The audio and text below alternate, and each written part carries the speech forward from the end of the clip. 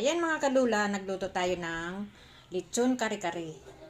Ayan, bali itinapins ko na yung talong, sitaw, at saka pichay. Ayan.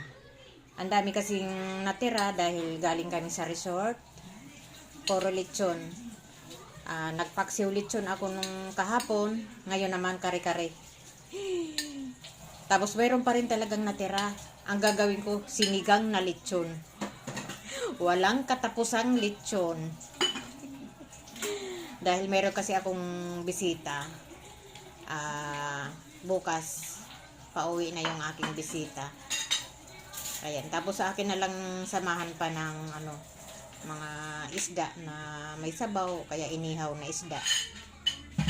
Para sa aking bisita. Marami akong bisita kasi ngayon.